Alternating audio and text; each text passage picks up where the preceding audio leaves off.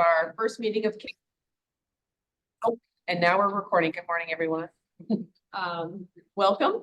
Our first, actually, the second item on the agenda is the approval of the agenda. Does anybody have any changes that we need to make today? All right, seeing none, we'll move on to consideration of the minutes of the regular meeting on October 11th, 2023, and the annual meeting that took place on December 6th, 2023. We have a motion and a second. Do we have any changes or corrections that are needed? I missed the meeting in there, didn't I? I didn't see my name on. Well, that's kind of up to you. So I guess you did miss it. Yeah. Unless you feel like you were there, in which case we can add your name. No, I think Joelle probably got that done pretty good. You did, Tony. That's when you were across the board. okay. I did have a couple changes that I would request be made on the October 11th minutes. And these are under the review approval of executive director employment contract. I would like to add a phrase to the second sentence where it said, she advised the change may need to be effective for 2024. I'd like to include clarification as to what the change is. And the only thing that we were thinking might have to happen in 2024 was implementation of the new retirement plan. I just want to be clear that wasn't, you know, the pay changes or the increase in retirement contribution, those sorts of things. So she advised the change to a different retirement plan may need to be effective for 2024. And then the second change is in the next paragraph where we're talking about 6% retirement contribution. Please strike the word matching. It is not a matching contribution. 6% retirement contributions.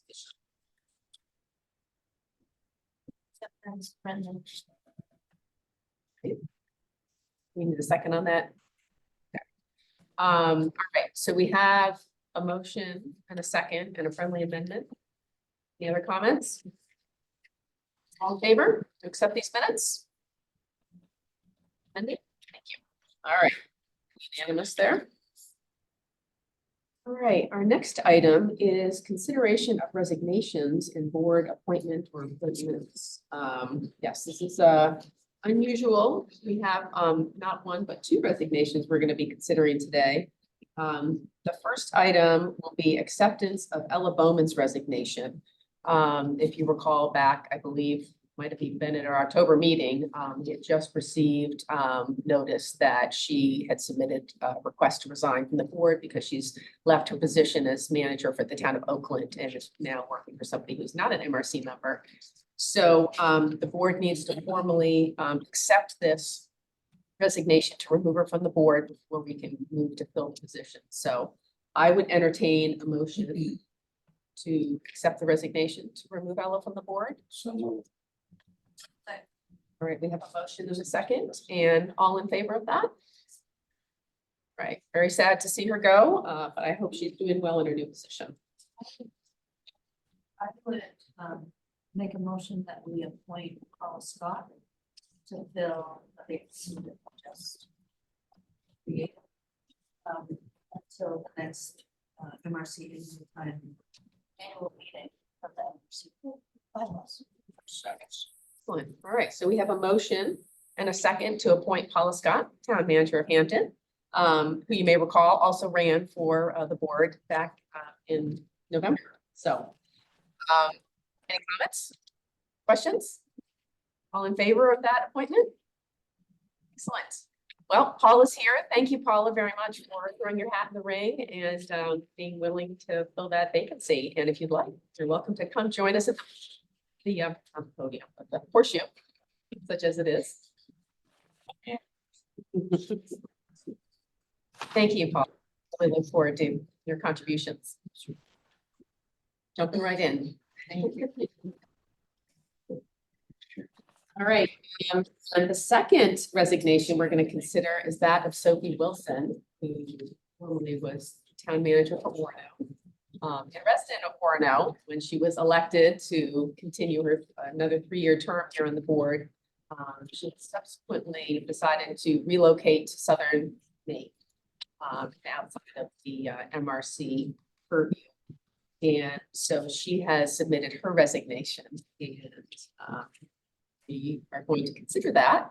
I would suggest that we consider accepting it reluctantly, but that we defer its implementation and effectiveness until the end of the meeting so that she can continue to participate with us for the duration of the meeting.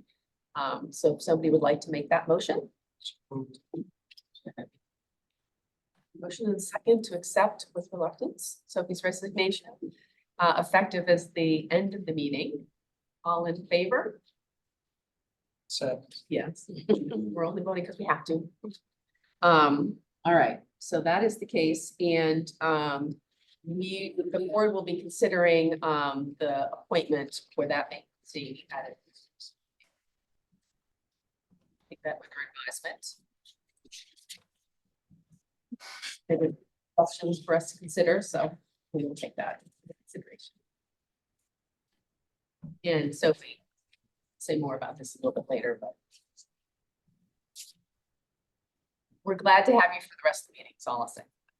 Right I think we should get right on this. now. Okay. All right. Finish it up. Nice and quick so we can get to the important ones. Okay. All right, so next up is our annual election of our slate of officers, which we do every January after the completion of the annual election in December.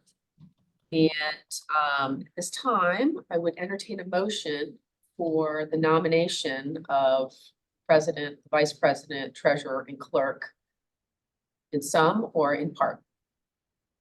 I'd make a motion that the following persons be nominated as a slate for MRC officers: Aaron Latari as president, Aaron Fasell as vice president, Kevin Howell as treasurer, and Michael Carroll as clerk. I'll second that. Great, so we have a motion, a second, and a cessation of nominations. All in favor? Okay, so there you have it. Mr. Hootery. Oh, you gotta actually. Oh, just the. Actually gotta move. Oh, so that was just the, that was just See. acceptance of the Yep. slate. Okay, Yep. so we've moved the slate. Does somebody have a motion to actually elect the slate of officers as nominated? Yes. Second. So now we've got all the motions and seconds in place to actually elect that slate. All in favor? Right, very good. Now, Everybody that's swapping seats. yes. Yes, Appreciate it. very much so. So obviously Sophie being resigned is taking, she's losing the position of treasurer, and Kevin, thank you for stepping up to agree to do that. For those of you that don't know, Kevin has a decades-long banking background. One of your many, many, many talents. I'm a state certified through Maine Municipal or the Maine Treasurer Association certified treasurer. Really? Yeah. This man, he's got so many. I don't know what that means really, but I mean. He's got lots of hats. We're lucky to have Renaissance man. So is that effective immediately? Do I It is try to? effective immediately, so feel Yeah. free to take over. Thank you very much for being willing to do that. Bear with me. So next we need to discuss board committee assignments, communications committee, the finance committee, and the waste flow control. And not sure the structure of that. This. Who is assigned to what? I don't know if there are committee chairs. What is? So what we normally do each year is we just put the same committees together, the committees you were on. And if you're a new board member, then we put you in the spot where the board member was. But Karen has always said that, you know, you're welcome to switch these committees around or move these committees, or if you don't have the time for the committee or that type of thing. We just throw you on there, and then if things need to be moved around, I guess. Sorry. So I have Karen on the finance and communications, Tony on finance and waste flow control, Bob, finance and waste flow control. Please flow. I'm assuming you're gonna want to join finance. Sure. The Share. Excellent. The only thing I would say on the list, I got a typo. I think it's gonna be not- Oh, word, that's the second My time. And I will just tell you, Oh, Scott is a lot different than all of us. Good catch. Yeah. though, Peggy. I'm not throwing it. Whoever takes my spot, I was on the finance committee as the chair, but I never really got assigned to anything because as an executive officer for all these years, I just kind of. So you might want to give my replacement an actual assignment, just saying. I think I kind of was grandfathered along. I was happy. But that person might actually like it. Outside of finance committee? No, So I. whoever we appoint to replace her. Oh, I got you. Got you. Okay, thank you. So, yeah, because I think, Awesome. yeah, yeah. yeah. I mean, I would just say that I would like to be on something different than waste flow because I do not have a transfer station.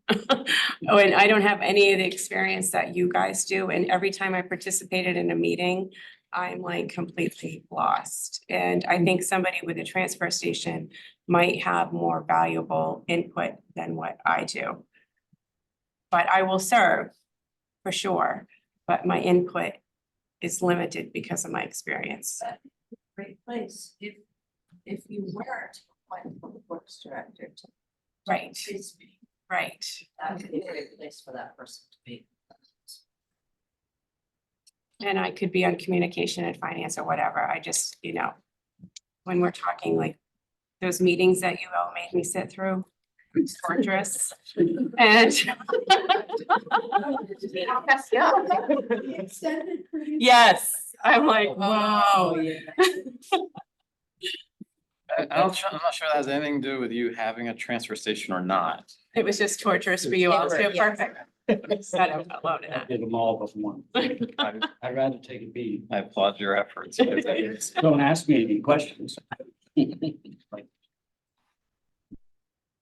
Okay, I can work with the board on that. If Yeah. That's. Yeah.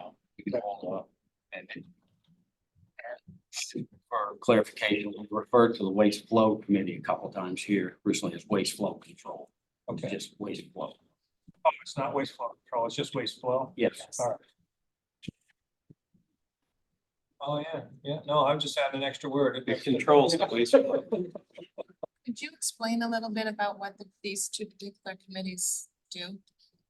Waste flow and communications, kind of self-explanatory, but Yeah, what do you? yeah, I think I'm gonna defer to Mike Carroll, the director, to explain. so the committees have been, while we were trying to get the plan up and going again, they've been a little bit idle. But mostly the waste flow is when we have big issues like the EPR. The board, the committee pulled together and went into the meetings, or if I couldn't attend the meetings, or and we also, when they did draft rulings, we all went through them to put our input on. So anything to do with the waste flow, but I think more when it's major issues coming down for regulatory in Augusta. And then the communications, I think that will be moving along aggressively this year, only due to we're looking at education material, outreach, branding, that type of thing. And it's just more heads to look things over and to give their input, kind of like a focus group on those particular items. But we haven't met a lot, but the waste flow was able to meet on the EPR and stuff, and I foresee the communications probably be. So I'm just gonna add that waste flow, I think would also be the group that would look at the member surveys when you're working through. Are there other things for us to aggregate? Are there ways that we can better manage the flow of our members? This, one what our members need through the process. So it hasn't all just been regulatory, it's also been kind of finance has kind of taken the finance administration, so if it's more internal, they deal with it. And waste flow is more about that member service piece and how to best kind of manage this. Does that make sense? Thank you. Okay, so I'm hearing that Mike is gonna work with members to determine who's on which committees. We're not going to vote on it today. There's no vote required. But and then what we'll do is we'll update it. Everybody on the website is where their committee. It says you're a board member and what committees you serve on. So I'll speak to all of you and figure out what's what, and then we'll get it updated on the website. Make sure we have the proper names. Thank you. Me. So before we move on from the election of officers and committee assignments, I just wanted to take a moment to recognize Karen for her efforts. 7 years as president, somewhere around there. Is that right, Mike? Can't remember if it was 6, 7. It was 19, right? Yes. To be honest, I don't I know. believe just as I came in, it was. Oh, okay. 19. So Did you? Sure. I did. Yes. Yes. so some 5 years, yeah, some very 5 years, it felt like 7. Yeah. Sorry. Some very, very difficult years. I stepped on to was appointed to the board to fill a vacancy and looked to Karen for guidance on a regular basis, and not to discount the guidance that Sophie gave you. We can talk about that later. Karen really did a great job guiding some difficult discussions, some difficult decisions, keeping everyone moving forward, and just want to recognize the effort that you put into this board, and the way you moved us into the next stage really set us up for success. And if I had been approached and asked whether it was okay to be nominated prior to now, I would have said no. I would have been scared to try to fill your shoes. You just done an excellent job, so thank you very, very much. Thank you for those kind words. We have a card. Oh, you didn't have to do that. Express our thanks. Thank you. So, yes. And I just want to say, Erin, I really appreciate you being willing to step up, and I think you're going to do a great job. Erin's got a lot of energy, enthusiasm. I think this is a really good transition point for MRC. You know, given that we have a new partner set up, we've got a plan moving forward. Erin's all on board with that. He's got a lot of ideas for where we can go in the future with MRC. So I think it's a perfect time to, get some new leadership in, new energy, new ideas. And I'm happy to continue staying on because I love this cause and I want to see it work. So, but yeah. So thank you, Erin. Anybody else have a comment before we move on? Oh, come on. I gotta say, I didn't want to rush it. I will just say that, well, Karen, I think everybody sees the quiet leadership that she gives and so diplomatic and in arenas that sometimes it's hard to be diplomatic. I'm not sure that everybody understands the sheer volume of time that Karen and Mike and Erin behind the scenes have put in. And I also happen to know that some of our most trying times aligned with some times that were really personally trying for Karen. And I cannot underscore just the personal cost that she has given to being the. She does believe in the cause, and working with you has been absolutely incredible. I have learned a lot, and I'm just really fortunate.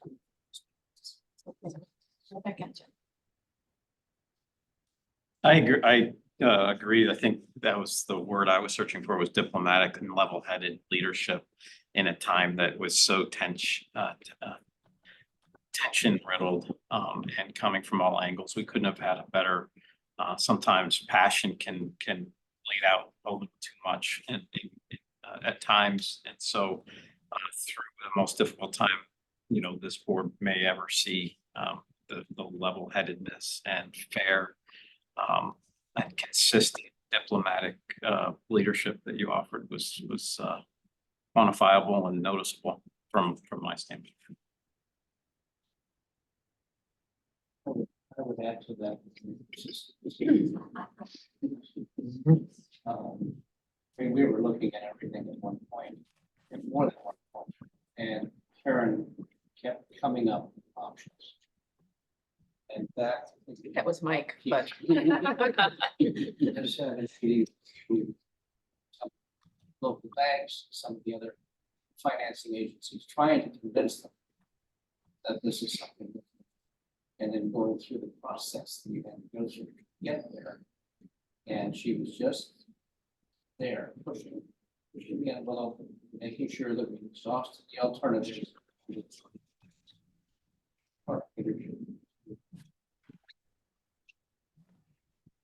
both covered the bases, so I'll just say thank you. It's been a pleasure. And I do know how difficult it can be. All right, thanks everyone for your comments. I appreciate it. Thank you very much. The next item on the agenda is the executive director report. Turn that over to. I start with thank you, Karen, but I'll say thank you, Aaron. I actually type everything. So, thank you, Aaron. Okay, so we'll start with MSW tonnages. Members' total municipal solid waste tons for 2023 were 108,201 tons. That includes the commercial waste estimate of 18,000 tons. Last year's members' total tons of MSW for 2022 was 111,155 tons, including the commercial estimate. That equates to about 3,000 member tons decrease year over year. Bypass notices. MRC still sends bypass notices out monthly and is currently bypassing waste to Juniper Ridge, JRL, and Crossroad landfills. Bypass destination is determined by logistics from where the waste is coming from. Despite the current necessity of bypass waste to landfills, there has been a misconception that the Hamden facility closure has increased the amount of municipal solid waste disposal at JRL. This is just simply not true. MRC has always had a waste swap agreement with Casella and JRL in effect. The arrangement ensures that MRC waste does not contribute to JRL's capacity issue. Waste swap is an agreement that diverts MSW destined for JRL to the Crossroad landfill in Norwalk. For every MRC ton we add to JRL, JRL diverts the same tonnage from Southern Maine non-MRC members to Crossroads. Instead of traveling all the way up to Old Town from Southern Maine, they divert it to the Crossroads in Norwalk. Update on PERC. MRC is still in constant contact with regulatory authorities and PERC management, following up on PERC status. PERC did sell at auction back in November to the highest bidder, Mark Boswell, for $1.2 million. The auction was a land and asset sale only. This means PERC LLC, which owns the waste, contracts, and the processing permits for the facility, was not part of the auction. PERC LLC still owns those. Mr. Boswell has created the identity Grace, the company now owning the former PERC assets. It is my understanding that Mr. Boswell is currently trying to secure funding to move forward with the project plans. As of last week, Grace still had not filed an application for any waste processing permits or transfer of existing permits. MRC had a very successful annual meeting last month. The activity, participation of colleagues and members made it an engaging meeting. Thanks to Kathy Conlow from MMA and James Condella from Innovate Resource Recovery for updating everyone. I did not ask Innovative to attend this meeting due to the extensive update they just gave at the annual meeting, which can be viewed on the MRC's Facebook page. Moving forward, Innovative team members will be attending our regularly scheduled meetings and providing updates to the members. This month, the Consumer Price Index CPI adjustment was implemented into all MWS invoicing. As of January 1, the new tip rate was $85.28 per ton. This was a 3.18% adjustment to the tip rate. This adjustment was based on the Department of Labor's Bureau of Labor Status CPI adjustment website. The annual CPI adjustment is a contract term in all MRC member agreements. The board voted and approved late last year to revise the bylaws and accept new members titled as MRC associate members. As part of the commitment to sustainable waste management solutions, MRC is accepting new associate members who can contribute to the mission of responsible waste disposal and environmental stewardship. MRC will only grow in numbers and have a stronger voice in Maine's waste space. Although new associate members will not receive the same discount tip rate as a current MRC member, nor will they have ownership or voting rights. New associate members will benefit from a tipping fee lower than regular MWS customers, but not lower than an MRC member. MRC representation in legislative and regulatory activities, access to regional and corporate services that MRC will be developing over time, such as local outlets for managing tires, bulky waste, commodities, and other non-MSW solid waste. Annual tracking and reporting of MSW and recycling data provided to all members for compliance and reporting to regulatory authorities. This will be important for EPR. And community outreach and education materials. We have updated the bylaws and finalized the new waste and associate agreements. Everything is ready to go. We are currently in talks with several communities about becoming associate members, but approvals will be a timely process for most. We have an ad being placed in the MMA, Maine Town and City Magazine to inform municipalities about the MRC associate membership opportunity. And we are also registered to attend the Maine Resource Recovery Association Conference in April, where we will also be letting folks know. Updates on the MWS facility. Innovative is actively working on site to retrofit the plant for renewable natural gas production and other products. Last month, MWS received formal approval from DEP to commence test runs of waste at the plant. These crucial runs started early this month and will span over the next 6 to 8 weeks. During this period, we anticipate delivering approximately 1,500 to 2,000 pounds of waste at the plant each week. So far, Bangor, Brewer, and Carmel's waste have run through the plant. Over the next several weeks, we will also get MSW from Holding, Eddington, and Clifton. The primary objective of these test runs is to access the volume and quality of gas that MWS can produce through anaerobic digestion. Samples are taken from the waste and tested to confirm treatment and biothane potential. This milestone brings us one step closer to realizing the full potential of MWS and its positive impact to our communities. We have also been working with the University of Maine Processing and Development Center. 3 individuals from UMaine Development Center have been working on site in Handing, assisting in the lab, testing and processing the samples. This gives the innovative team more information as we work towards reopening MWS. They have continued engineering and development activities focused on the MRF, modifications, and expanded anaerobic digesting system capacity. DEP regular authorities and the Town of Hamden Council have visited the site. We continue to maintain active dialogue with everyone to ensure MWS is in a position to restart operations with construction when construction is complete. Innovative has also been coordinating with local gas utilities to ensure MWS system can safely and reliably inject refined natural gas RNG into the local distribution grid. Updates from legislation. With the acquisition complete, MRC has started devoting more time to what it is the MRC does for its members, staying in tune with what's going on in Augusta with municipal solid waste. We have been significantly engaged with the Extended Producer Responsibility Program known as EPR. DEP distributed 3 phases of draft rules for EPR program a couple months ago. Board and staff went through all the phases and submitted comments, which can also be viewed on the MRC website. MRC met last month with 4 members of of the DEP EPR Committee in Augusta to review and confirm where the MRC and MWS facility will stand in the program.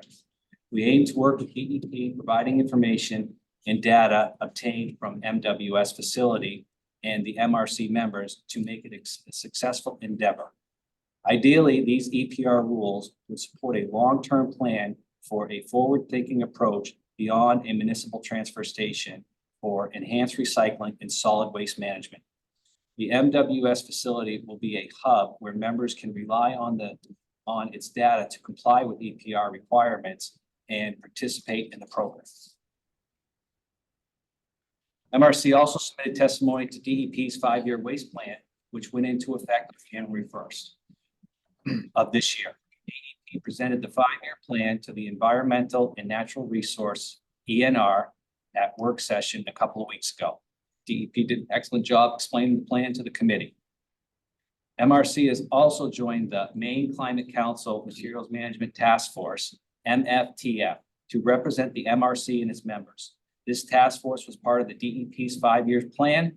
They've asked MRC to participate in the upcoming climate planning process for waste and material management. Over the last several weeks, the MRC has been active in Augusta because of the reports and potential regulatory changes that could impact us. MRC is working closely with the DEP officials and legislators on the ENR committee to address bills and rules, ensuring that 115 members' voices are understood in Augusta. The ENR committee held 2 workshops January 4th on LD 1660, an act to provide the advanced recycling facilities are subject to solid waste regulations and advanced recycling does not constitute recycling, as well as LD 1908, an act regarding the reduce and recycling of food waste. MRC's testimony in May influenced amendments to LD 1660, and the bill has been amended. Senator Carney even mentioned at the start of her presentation to the committee that the amended narrows the scope due to many concerns the MRC raised in last section. That concludes my update. Does the board have any questions? The sampling of waste flow going through the facility, is it running through the MRF or are they just plucking stuff out? They have rented a big teledyne, like a crane with a bucket on it, and they are just putting stuff through certain sections of the MRF. So the big one's going through the glass breaker to get certain samples from that. So rather than running it through the whole thing, they're focusing on certain pieces to get these tests. Yeah. And secondly, going back to the PERC situation, can you, in layman's terms, explain, so a town, is PERC LLC, is that still a thing? So I've looked into this, so this is my understanding, is it was an auction, a bank auction. So the process of that auction sold the assets that sit on the land and the land. It did not sell the LLC. Yeah. So. And so go ahead. PERC LLC is still owned by the former owners.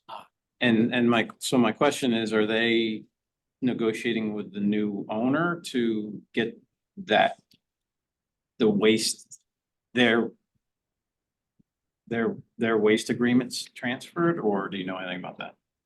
I think the owners are negotiating with several folks. Individually with the towns. So that was so my next question is getting to the I root of it is a former PERC town, let's say, that was under agreement with PERC.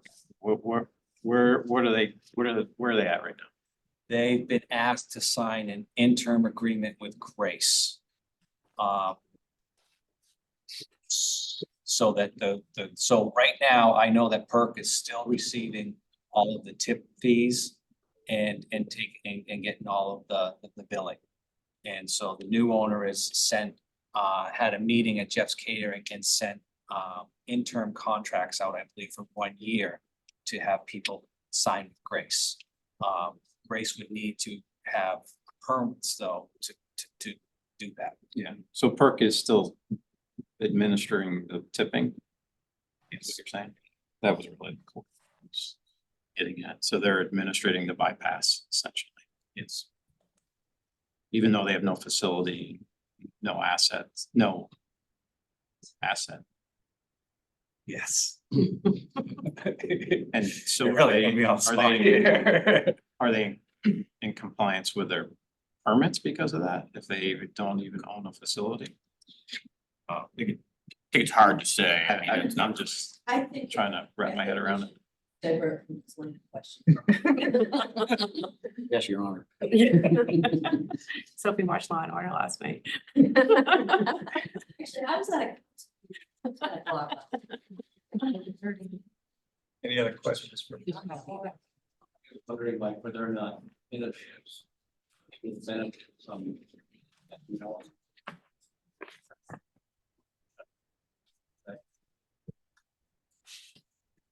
There was some information of some waste characterization studies that was in the data room. But I think a lot has changed, because I think that due to the bypass and where waste is going, I think waste has changed. I mean, I was just as surprised to see the 3,000 ton difference, because things have appeared back in waste, we're noticing from test runs, because folks knew it was either going back in, you know, a year or so ago to PERC or to landfill. And so they don't have to have that extra dumpster for the tire or that extra dumpster for the mattresses. So those, they can use some of those, but seeing what's in the waste now is they really need this new data. And it's the digester people that they're working, the vendor or the engineer that they've hired for that. They're a big part of what they really need for the system they're designing. They're really increasing the capacity of the digesters. I mean, very large additional tanks. I think when it's time to move back to the Hampton plant, we might want to learn from our experiences with the initial transition to the Hampton plant and do some significant outreach around what is actually acceptable and what might happen if you put deer carcasses, tarps Boats. and car Orange. in your waste. Yeah, we've discussed that already, absolutely. There will be, as we start bringing waste back in, as what we used to call bridge waste or demo waste, pilot waste to towards ramp up. They'll definitely be, we didn't have that opportunity last time because we didn't know it was in there. Well, Yeah. we know it's in there now, so we'll get the word out way before that stuff Maybe has to 2 come or 3 letters to certain repeat. Yeah. offenders. in. Yes, we'll definitely. do. The big issue came from towns that, so curbside collection. At least in the town of Carmel, right? I mean, like, you're not getting that kind of stuff and you have tests from Carmel's waste. We do, but also as part of what I've been doing is I've actually been able to go out and meet with members. And there is members that have such old waste agreements that we've been able to help them with new dealer plates that does have, holds the hauler accountable for, in some waste agreements, it wasn't because they were so old, but now we're helping those members with newer waste agreements that does say you can't take that air conditioner, you can't take tires. I mean, there's some places, I just met with a member that it said they had 2 tires a week or a month on there, and they've been a member with us for some time. So, yeah, if like a big hauler like Casella, they're very good, they know, but a lot of your smaller haulers just grab it, throw it in the truck and. Even curbside, because I remember the discussion a few years ago on waste flow committee was town, and I don't remember what town it was, or it might have been a few. The more rural towns that have haulers that get their municipal waste from dumpsters, from Mhm. residential dumpsters. You're getting car engine, you're getting those Yeah. bulkies, and it's a completely different animal than traditional curbside, even if it's an antiquated contract. The residential dumpster situation is a different animal. Yes. Yeah. And we're gonna have the same problem when we start bringing commercial in. Remember, we have the 4 committees with waste flow. When you go pick up a dumpster from an apartment building at the end of the month, the first of the month, you're gonna have fun, you know, and that person looking for something. At least people are conscious now. They won't throw it in the woods anymore, but they'll go behind the Dunkin' Donuts and throw it in their dumpster. You know, so we'll have to, when we start bringing the commercial waste in, we'll have to deal with those struggles, but. So that was a great summary. I mean, I think you put months worth of work into about 5 minutes summary. Your work on EPR, the advanced recycling. This is all down to the state, the waste plan that was released January 1st. That most recent studying our waste emergency here in this area, food waste. There's a lot of work that's gone into that. So I just wanted to recognize that you represented us well and taken a lot of our feedback and made it into something that was presentable, and thank you for that. Thank you for all your efforts on everything that you presented. I'd like to echo that. I think it's just great that MRC is finally able to get back out there, be seen, see and be seen, and be speaking up and getting recognition, that Senator Carney was able to, acknowledge that MRC provided feedback and it helped move her in a direction. I mean, that's just, we want to see a lot more of that. We want to be known, as well known as our friends down in Southern Maine. So. I would like to point out Jesse from Haley Ward. It's funny because what I do is I take all the feedback and I put all my stuff and I call it Mike's blah. I tell her I have 3 minutes and here's my topics. And she kind of keeps me straight, puts it all together. So I do put all of it together, but that is the Mike's blah. She kind of. Just talking to your phone and tell me what you're thinking. So. Do you know how long the plant was without power from the December 18th storm? Yes, we finally got a generator on Sunday. So we went not quite 5 days. We were on our 5th day, but the weather was so warm. And then we finally got a generator. And when we went to fill the generator up on Monday and brought it back, because it was an enormous generator, the power was back. So I think we went just over 5 days, or just what saved us was the warm weather. That's when it was all, if you're talking the first storm. Yes. Are there any plans to purchase a generator? It's like insurance. You don't really need it till you need it. It is, yes. I don't think there'll be generators for the whole. So the biggest thing with the plan is the heat tracing. Yep. And then the offices and the scan. Real. The plant can. WABI is selling their generator. We keep advertising it on Alright. the morning news. So. The generator has worked great for us for 15 years. Yeah, that's on there. So they have like Oh, yeah. I'm big sure. capital list, this, and I know I've seen a generator on. Yes. So. Thanks. I believe that covers the committee reports adequately. We don't have any other. Yeah, I kind of merged those in, so I usually. We'll move on. Thank you, Mike. Thank you. The asset management report, I believe we're gonna get George to. Sure. Okay, thank you. The asset management report, or the letter was a little shorter this year, this quarter than it's been in the past. That reflects a lot of changes in terms of the MRC's position and responsibilities, and hopefully we'll keep going that way. Just to review it, the change of the nature of the activities of the MRC, now that IRR is taking over responsibility for overseeing and generally paying for maintenance of the facility, for paying for bypass. A lot of the payables and receivables that the MRC had to deal with are now passed on to actually MWS and not on the MRC as well. So the balance sheet and the financials to show that. And I think also going forward, we're looking at, there had been a number of accounts that had different purposes under various agreements and responsibilities the MRC had. A lot of those have faded over the years, and I think, there's been reference and will be further discussion of this, but it's time, and this is one of the recommendations, to start consolidating the cash accounts and consolidating the investment accounts to meet the current purposes that the MRC is fulfilling, rather than legacy purposes that are no longer on the table. And finally, as part of this, given the MRC's new role as providing management services, to the joint venture, it probably makes a little sense to look a little differently at how the joint venture financials are handled as an entity a little bit separately from the MRC.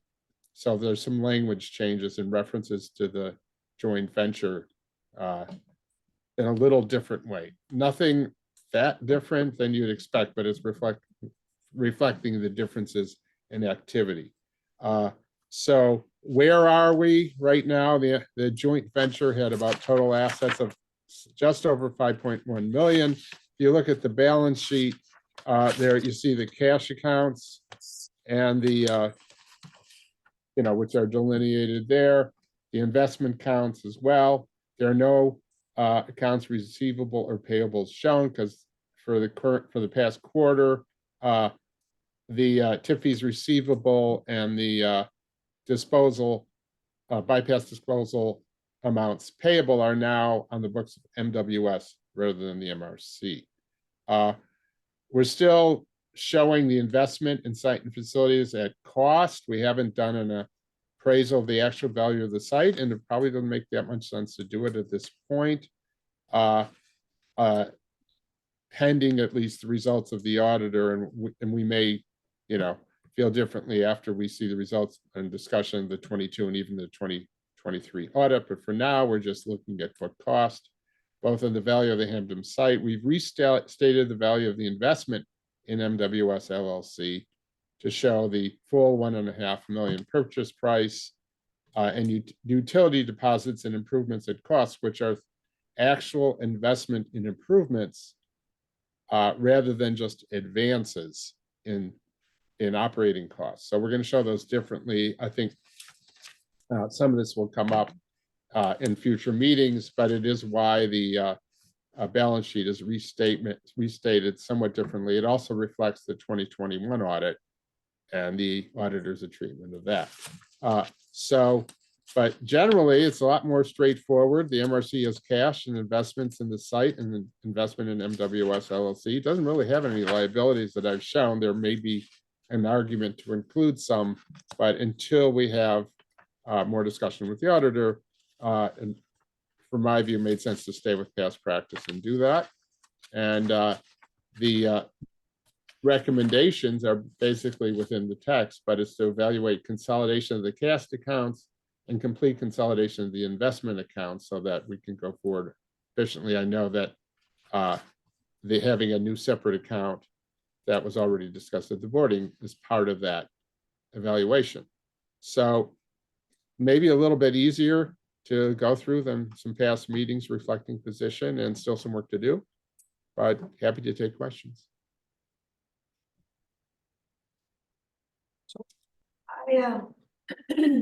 I think it's a great idea to evaluate consolidating down to one investment account and one cash account. I would make a motion to authorize the officers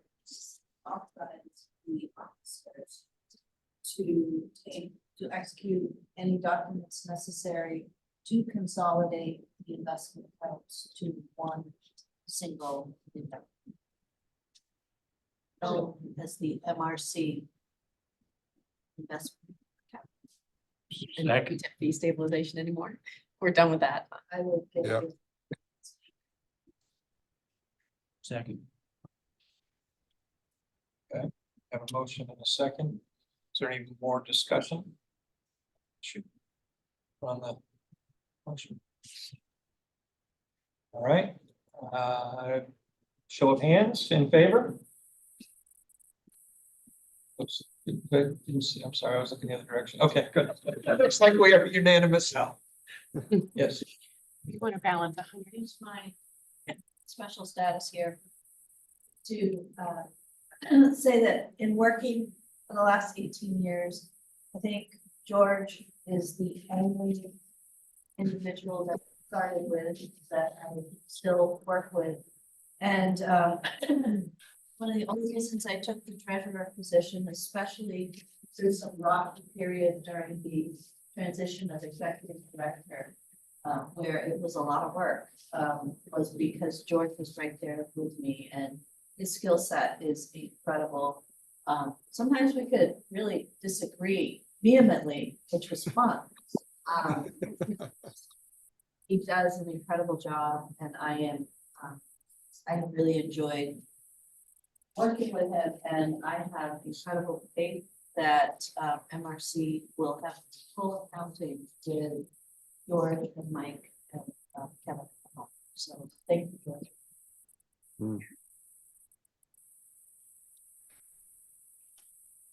Thank you All for your right. kind words. Oh, sorry.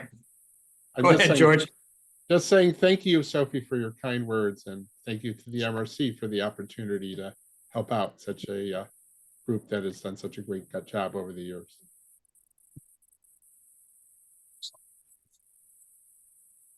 Any other questions or discussion regarding the asset management report? All right.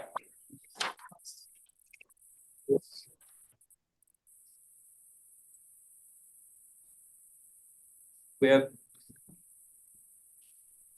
Yes, is someone trying to speak for? Donald? Yeah, he's got a, I cannot mute him.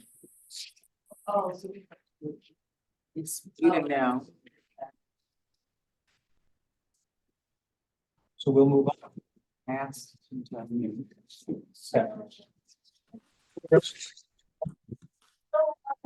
We had a browsing and threatening.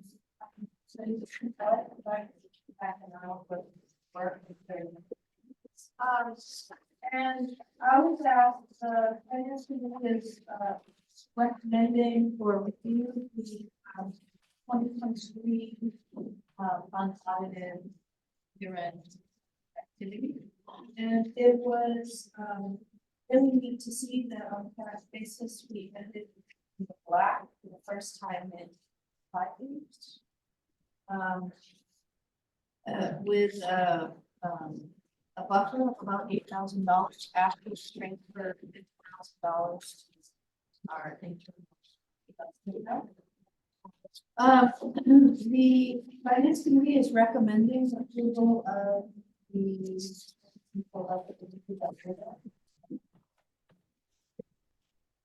Nope, you're all set, all in your report. It's on you. Okay, Yeah. all right, I just want to double check.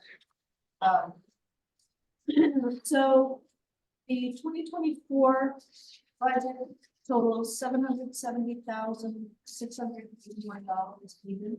It is exactly the budget that was presented to the members at the annual meeting. Just for a very high level overview, this budget is a reserve for internal funds, so this is operating on the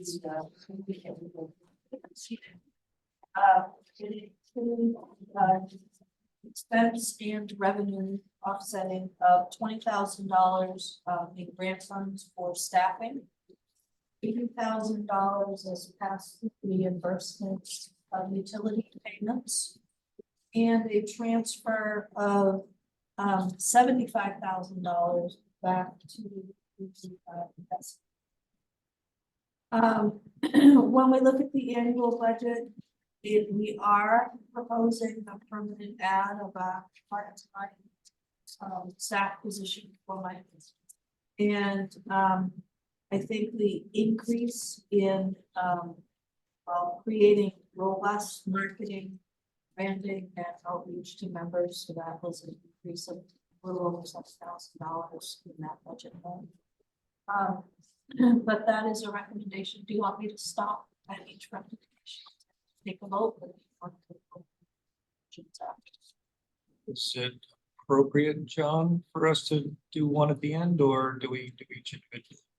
I think you do one or the other. If you, it may be more efficient, do them all at the end, but if there might be specific one-on-ones, take individually, the board can certainly do that. Second. Okay, so we have a motion and a second. Do we have any discussion? All in favor of the budgets? All right, it's unanimous. So There's your answer. We'll move forward. So- there you go. The Finance Committee is also recommending the, Oh, we do.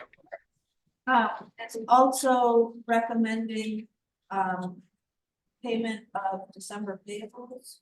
The total amount to pay out of the operating account is $80,973.99. That does include an internal transfer of $50,000 from the operating cash account to the investment.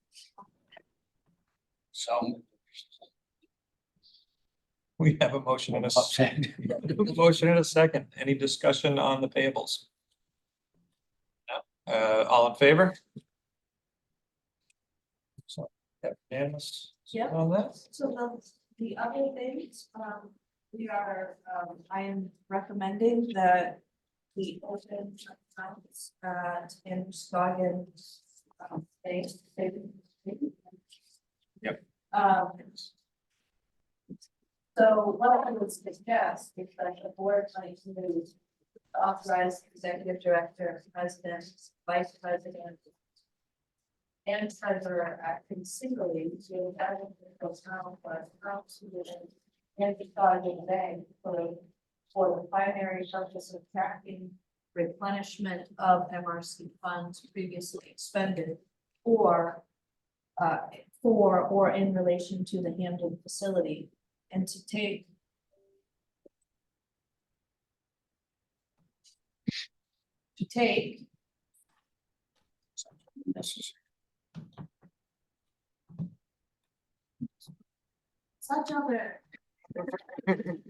such other necessary and appropriate actions to implement.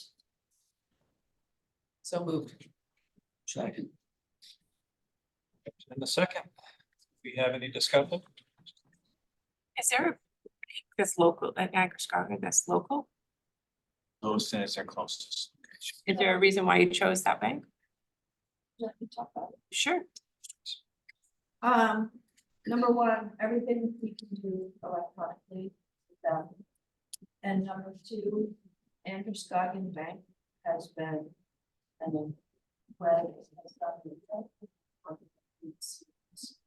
with the MRC. They are also branching out. They have, banks in, they have branch now in Guilford and in. So I would say the issue is that they chased a lot down for us and they're giving us. Perfect, thank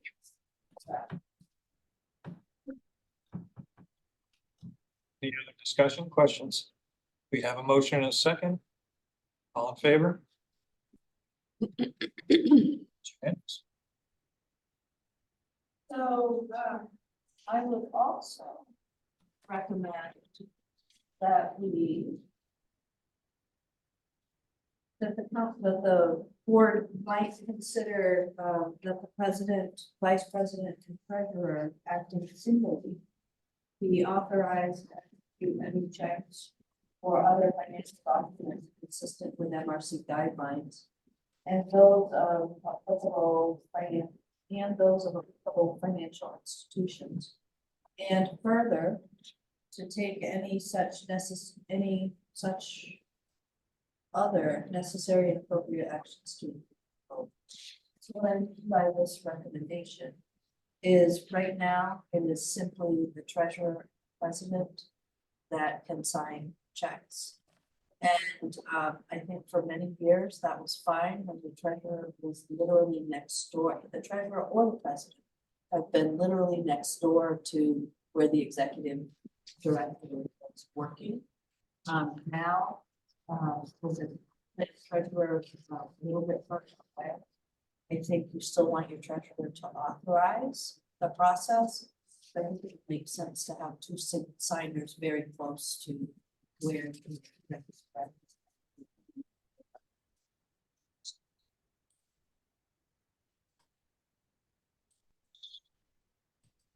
So moved. Motion and a second. Any discussions? Like, you have a question? No? No, Melissa, I just am, Kevin, you're good with that? I don't have any objections. Okay. I'm not far away. And there are 2 signatures required for anything over 1,000. Yes. And the other piece of that is, also, we have it by name right now, the actual person's name, and we want to change it to, so that we don't always have to. Yeah. It's always an officer. So I would assume you would maintain the same process that we've used for the last month and a half, which is, might still gave me all of the treasurer stuff to look at, to do internally. I work with the bookkeeper to approve the agreement of payables, but I didn't ask Mike to come to report. Terry's. But she did, I told her that it would, they were.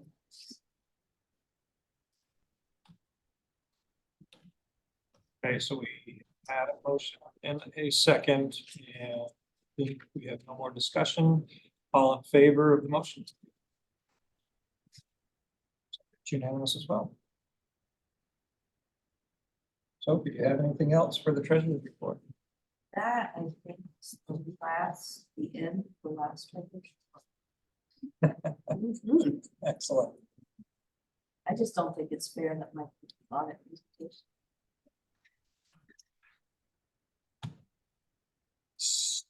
So we're moving on to the audit presentation. Is that who we have? Yeah, Yeah. that's Um, Mr. Okay. Higgins. So Donald, we're ready for you to make the 2021 audit presentation. Okay, can you see me? I can't see myself, so. No. I can't see. You're great, Bob. Brain, I'm an addict. So I got dressed up for nothing. All right. I would like to begin with what we call the governance letter. That's the letter that has no address for MRC at the top of the page and has a heading, significant audit findings. Now, this is the audit for the financial statements for the year ended 2021. I've already well underway in 2022, so we're catching up. Basically, this letter is a report to the board. And one of the things that we're required to say as auditors that management is responsible for the selection of appropriate accounting policies that are within the framework of governmental accounting rules. And those are included in the financial statements in note 1 to the financial statements. And all significant transactions have been recognized in the financial statements in the proper period after adjustments. So let's talk about accounting estimates. Accounting estimates are based on knowledge and experience about past and current events and assumptions about future events. And certain accounting estimates are particularly sensitive because of the possibility that future events affecting them may differ significantly from those expected. So the most sensitive estimate affecting the financial statements, and this is basically the joint venture, was the amount of property taxes that should be accrued. And I determined that they should be accrued because they had been paid by MRC in the prior year, and the probability of a successor facility operator paying the current property taxes was low. And all of the town's assessed taxes for the period have been now accrued in the financial statements.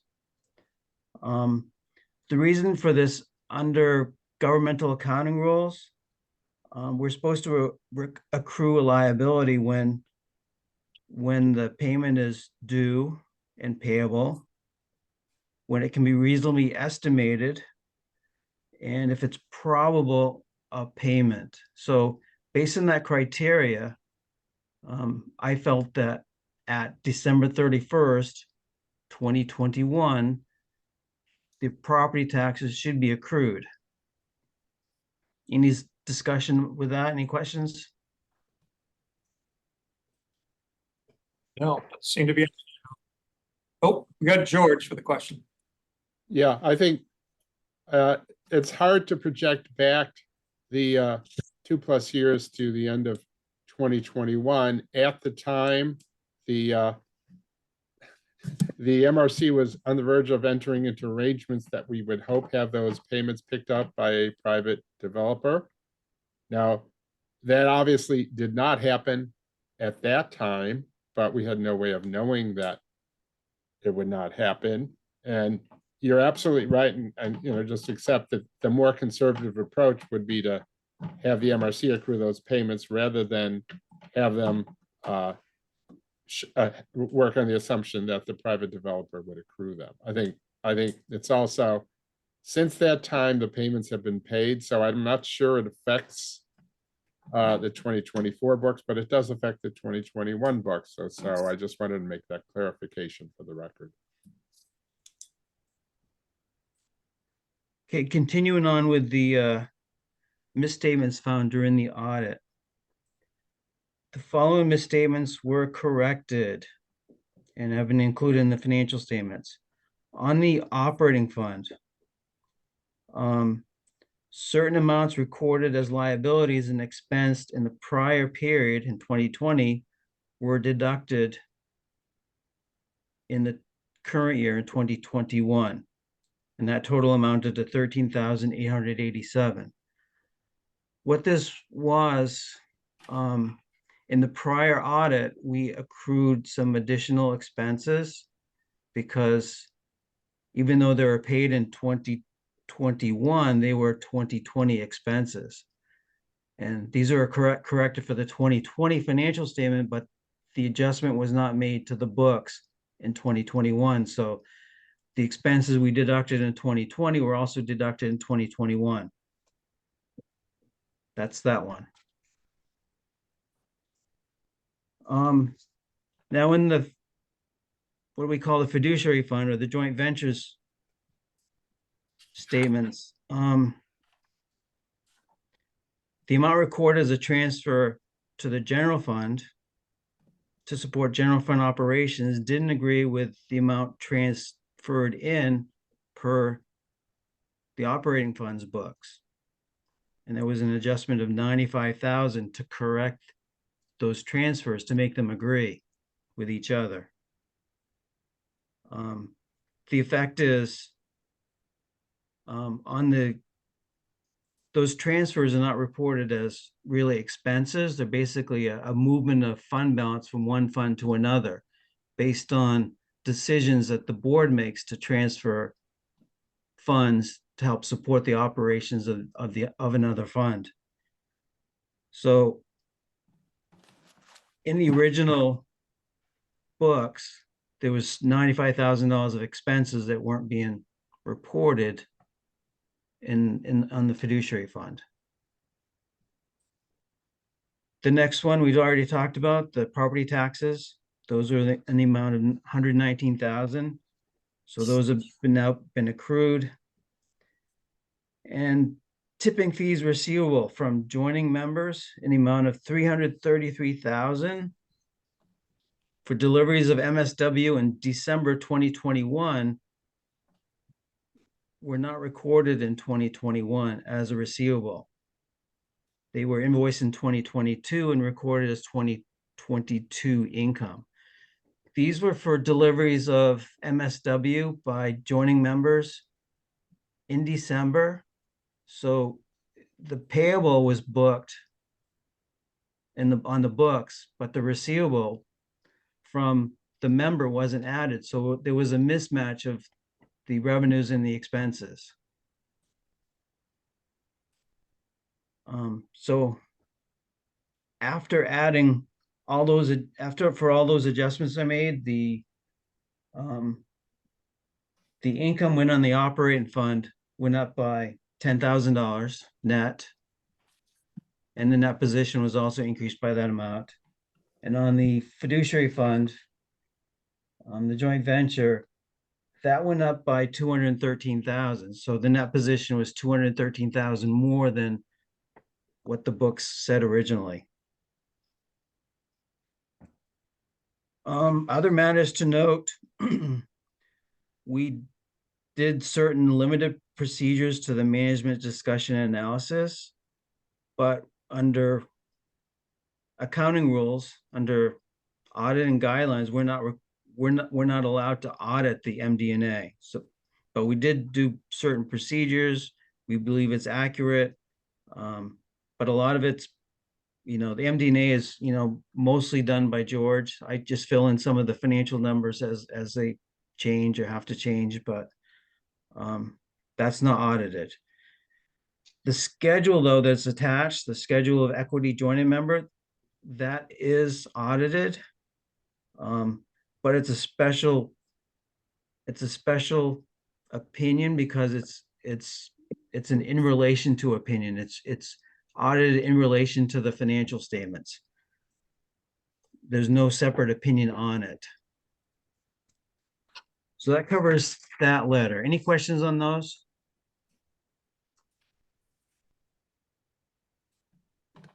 Okay, the next letter is the internal control deficiencies letter. This has the address of MRC on it. 2 pages long. In audits, we're required to consider internal control over financial reporting for the purpose of expressing an opinion on the financial statements, but not for the purpose of expressing an opinion on the internal control. So there's no opinion expressed on the internal control. And when we look at deficiencies, a deficiency is defined as a problem when the design or operation of a control does not allow management or the employees in the normal course of their functions to prevent, detect, and correct misstatements on a timely basis. That's the definition of a deficiency. These ones I've noted on this letter, we've already talked about. Generally, we generally have to list any material adjustments we make to this report because the financial statement was misstated. So there must be some reason for it to be misstated. So the actual accounting procedures that MRC has are very good, especially segregation of duties. The issues I see is just basically on financial closing procedures. So basically at every financial closing, management should, look at the financial statements and ask themselves, are the expenses in the current period or the correct period? Are the revenues in the correct period? Do the transfers between the funds agree? And the other question in the case, especially in the case of the real estate taxes, would be, are there any items that should be accrued because they're due and payable? They can be reasonably estimated and are probable of payment. Those are the only areas that I see that are actually issues that might be corrected or might want to think about in the future, is try to think of those things and try to make sure the financial statements are stated better. Any questions on that? Doesn't look like it, Donald. Okay, going on to the audit itself. That's the 27 pages. I really only want to talk about the audit report. If you look at it on page 1, which it's a clean opinion. You see that in paragraph 2 with the adjustments that we made. We think the financial statements are fairly stated as is. The corrections we talked about, I don't think the adjustments I said were, to the positive on the operating fund of 10,000 and to the positive on the fiduciary fund of 213,000. Those were the adjustments I made during the audit. And since these numbers are old, I'm not going to go any further into it unless somebody has a question on it. No questions. Okay. I just, Yeah. Set. Donald, do you have more to present? I'm all set. Thank you. I think we do have something to add here. If you hang on just for a moment. I just Okay. want to board that this is 2021. Okay, presented. 22, I believe Donald is being worked on and almost complete, but we've moved a lot of things around thinking we were going to sell this plan every 4 months. You're probably going to hear a lot of the same feedback until it's just, a lot of this stuff is mislabeling rather than a reimbursement or an operating fund. I've spent some time talking to Donald about this, and things were fast and furious, and a lot of money's been flowing in and covering bypass and all that type of thing. So this is 21. We're probably going to hear a lot of the same stuff, but it starts to really clean up in 23 when this was turned over. Yeah, that makes sense. Thank you, Donald. I appreciate that. It sounds like there's no major concerns there. Oh, we have a statement from, or something to be said by George. Go ahead, George. Yeah, I would also say that a lot of the issues regarding matching in time periods related to the handling of bypass, which is not something that's going to show on the MWS balance sheet going forward. So yeah, we do need to correct for past statements, but the specific issue is an issue that, at least for now and looking forward, is not something that we're going to have to deal with in terms of matching accrued disposal liability for uninvoiced deliveries in December and the tip fees associated with that, which we tended to move into January because we didn't have invoices yet. So I think it's going to get easier. And so we'll look forward to the 2022 and the 2023 audits and make sure that 2024 is responsive to the suggestions and the identified deficiencies. And I apologize, Mike might have mentioned this, but one of the suggestions I had, I know that we do this in the city of Brewer when we get management comments like this, is to provide a written response, so that we have something documented in the record for future posterity to, so we acknowledge that, we explain the rationale. If we disagree with it, we can explain why we feel like we sort of are in somewhat disagreement in this case, At least I think half of the issues are probably like non-issues anymore going forward, or, acknowledge it and what we're doing to correct it or prevent it from happening again. So then, folks, when this board changes, if anybody wants to go back and look and see why these issues were here and what we did to respond to it, or whether they were really issues of concern, we have something that we have that accompanies the governance letter to acknowledge it, but just a thought. It's an excellent suggestion. Thank you. All right, thank you, Donald, we appreciate it. Appreciate your scrutiny and feedback on this. Okay. We look forward to 22. Yes. So, If you want to, if you want to add that response to this letter, I can do that.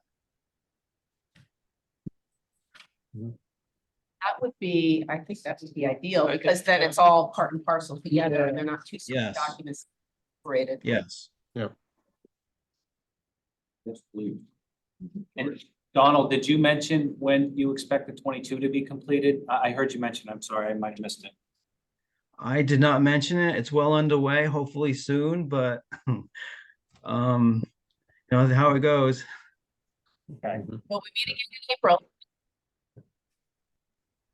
Love to hear those results. Okay, George, you, nope. I Well, think George's hand. Yeah, two things, I think, typically the board votes whether to accept the audit. And if you were to do that, which I would recommend, then you could make a motion to accept the audit with the understanding that the MRC will prepare written responses to the noted deficiencies. So moved. Second. We have a motion and a second to accept the audit. And do we have any discussion? To receive. Subject to receipt of the response. Yeah. Any discussion on that? All right, all in favor? All right, that's unanimous. I'm sorry.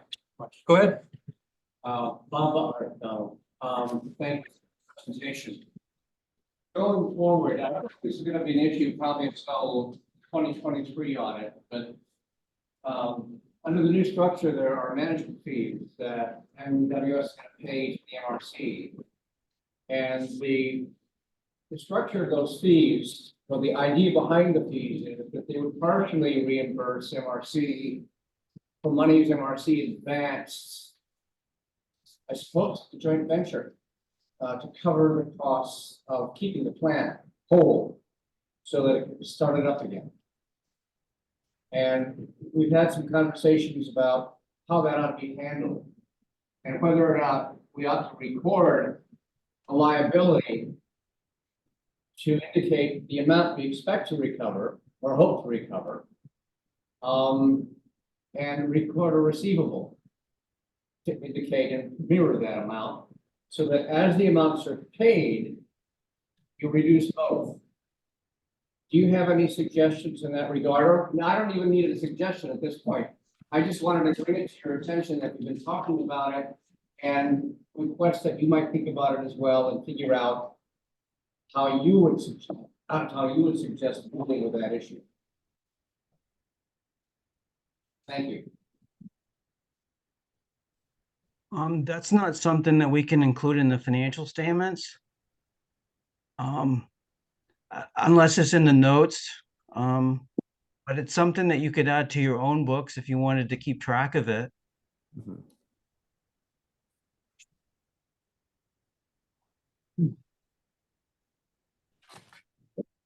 Thank you. No. No. Any other discussion before we move on? You've done that. You abstained. All right, we'll move on to our next quarterly board meeting. That will be on April 24th. Do we know the location yet? Location TBD, or is it gonna be here? It'll be right here in Orno. Okay. Excellent. If everybody's okay with that. And we will hold that in person with a Zoom option as well. I think at this point. What's that? You still have comments. Yeah, I'm gonna say at this point, I want to see if we have any questions from the public or any comments from the public. Yeah. Nothing? Right? Nothing from the audience either. Excellent, moving on. I don't believe we have need for an executive session. Correct? Nothing? Okay, so we're going to skip over that and move into. Well, one.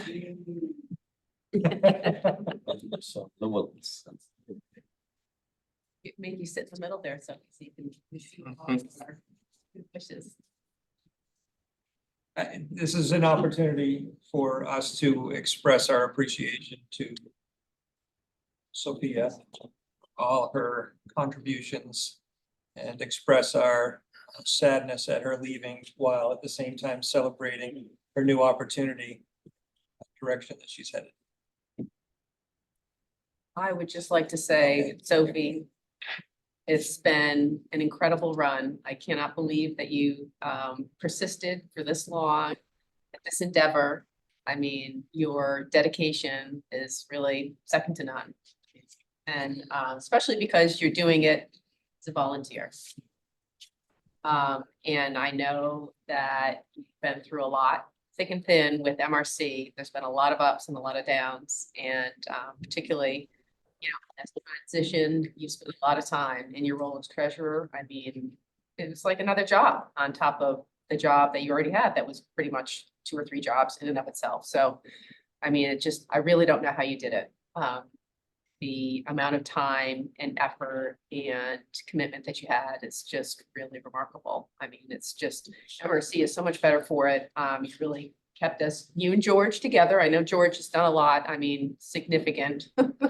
He's our foundation for all of that accounting, but you really carried the load a lot for quite a while there. Particularly before we got Mike on, and he's been really super helpful, and I appreciate that for having been able to lighten Sophie's load. But Sophie, you were really, I mean, was it 18 years? Is it incredible? So 18 years. Wow.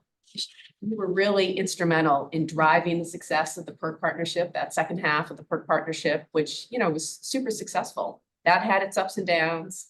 And you were, you know, part of that, you know, force that basically realized what was happening with PERC, and, you know, understanding that we needed to move on and do something different, you know, look to the future, find a new way to handle waste in this region. And, you know, take more control, you know, that we wanted to be able to do that for our members. And you're like a bulldog too, because you were there, right there with those PERC partners. I heard those stories of those negotiation sessions that were not pleasant. You know, fighting for our members and standing up and not, you know, not bowing down to, you know, the PERC people. Even though it was a very successful, I mean, so successful. So, and now we're on to a new venture. I'm sorry that you're not gonna be able to be here to see it to its fruition, but, you know, we're on a path to success. And I'm glad that you're leaving knowing that, you know, the future is bright ahead of us, that we've got a great partner that we can rely on, that's coming through. They do what they say they're gonna do. They show up. They're moving forward. So we have no reason to believe that it's not gonna be any. So I'm glad you're leaving on that note. But we really will miss you, your expertise, and your, you know, your persuasion and persistence. It's just, you know, like you said, I've learned a lot from you, an incredible amount, and so impressed in everything that you've been able to do here for MRC, as well as for the town. So Southern Maine is very lucky to have you. We're sad to see you go. I wish you the best. Karen, Sorry. No, I just wanted to add in, along with that leadership and guidance, also taking to provide one-on-one coaching and direction when it was necessary, especially for a new board member to kind of clarify the path that I am on. So thank Well, you you for do it that. so tactfully. Yes, too. yes. So sweetly. Excellent job with that. Guidance. It was About. much appreciated. Sorry. Karen, you took most of the buzzwords, the keywords, but I appreciate your commitment and dedication to this group and your friendship. Thank you. No, everybody, I would go out and talk to people, and people thought that Tony and I didn't get along. Because most of the time we're on the opposite, for a long time, we were For a on, while, for, sometimes. and we're both very vocal about what we think, and that couldn't be further from the truth. Since last October, I've become a little bit less. vocal. Yeah. You settled right down. It does do that. Thank you. Thanks. Yeah, no organization ever wants to lose experience, institutional experience like Sophie's brought to this board and this organization is invaluable. But that is inevitable in every organization. And I have found personal value in the very articulate and straightforward recommendations that you've always made. You don't mix words at all. You make sure everyone understands your opinion and your input. And again, I think the experience has been valued. And as in my 7th year on the board now, you know, losing experienced board members is never welcome, but again, unavoidable in certain circumstances. So we'll move forward better that for your input and for your experience. And I'll do my best to hopefully follow your lead and in the processes you put forward into the treasurer position. And I'm sure Mike and George will guide me along and take those processes and habits forward. So, and good luck. Congratulations. George I'm gonna- has. I'm gonna miss you. I'm sorry. I'm gonna miss you across the river. You've always been here for me professionally and personally, and I really admire your straightforwardness and you taught me to sit up at the table and talk, and I appreciate that. And I wish you nothing but the best. George. So first of all, I just want to add on to everything that everybody's said, a couple of specific things. First of all, the staff has always seen Sophie as the protector of the Bank of MRC. And it's an image that has guided us in many ways. When someone saw the MRC as a fountain of money for their benefit, and we remember that image and fought back and said no many times, that this is for the members of the MRC and not to be advanced in ways that don't advance the MRC's interests. So I think, Sophie, I mean, had I thought of it, I would have put the t-shirt together for you in advance, but I haven't. But, you know, just as the protector of the MRC, that image will always live on. And on more than one occasion, Michael and I and others have summoned our inner Sophie in negotiations to try to get the best benefit for the MRC. And even if you're not in the room, we will still summon our inner Sophie for as long as we're in our position. So thank you for giving us that strength and wisdom and foresight. And just one last thing, which is for those who were around in 2016, we remember going out night after night after night throughout Maine to pitch and get towns to stay with the MRC. Sometimes big cities, sometimes little towns. Sometimes we knew in advance we'd do well. Sometimes we knew in advance that it was already going the other way and there was probably no way to stop it. That was quite an intense experience for everyone involved. And Sophie, you were a rock all the way through it. Others as well, Karen and Tony. But, and that, of course, I'm saying, we'll always have Alton, which was the town we never thought we'd got, but we got. We will always have Elton and the Belichick movie, right? Absolutely.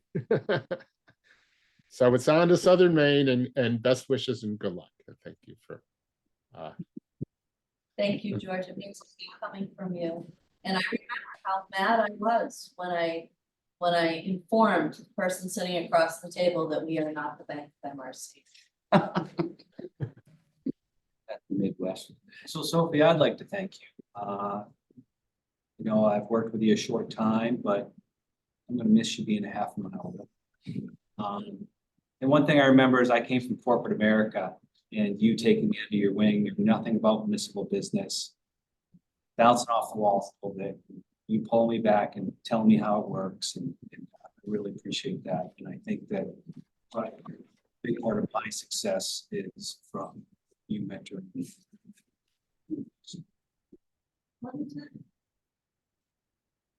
I don't know how much mentoring I really did, because you're pretty darn amazing. So I appreciate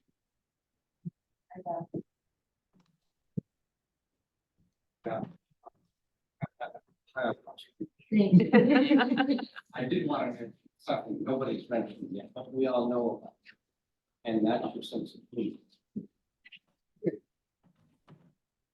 As a way, during the course of the meeting, we have some very serious discussions going on. Lightning something. It helps us sit back, take a breath, and relax, and realize it's not the end of the world. We can talk about this, especially in my case. So I very much appreciate that. I think everybody saw the letter that I sent. So I didn't have to say nice things. I will say that, the MRC is more than. I was mentored by incredible people. Bob Farah, Mike Wood, who I also fought with constantly. Incredible people. And it is the members that make our organization. And the fact that we're which makes you want to work hard. But this team around this table have done talented group of people. And I will wish you all the very best. And no, I am not going to the dark side. I have ensured that I will not sit on the eco. I wondered about it. But I will never be far. I'm not gonna take my news from the Bangor Daily News of what the MRC is doing, but I will perhaps ask for a phone call.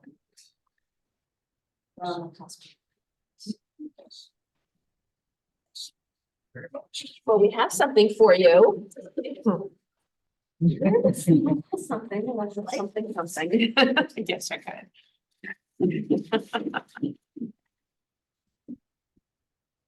Can't believe it's so. Yeah, we want this Not all adjourned yet. documented for posterity. Don't hide behind that. Whoa, and I can get my LL Bean jacket, so the next time I go into a meeting, I'll have to cover my North Face. tag. LL Bean didn't give you one when you started? I feel like that should have been like a welcoming gift. They brought one gift to the interim manager, like $400 for the jacket. You should give it back. They have rules.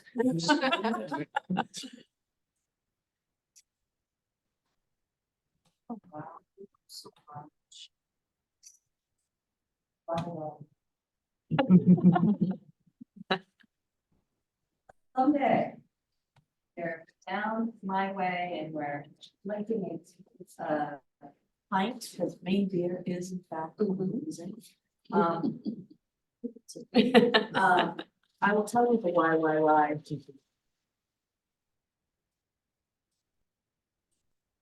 Oh my word, I did not get a tradition. This is something else. Oh. So with our deepest appreciation, Sophia Wilson, for your dedicated leadership and unwavering commitment to the mission and the membership. Your contribution. Well, being here to make a contribution. Thank you, Sophie. That is gorgeous. Sit We can get a picture afterward. Huh? Oh, that would be nice, yeah. Could I love Sure. it? A picture afterwards.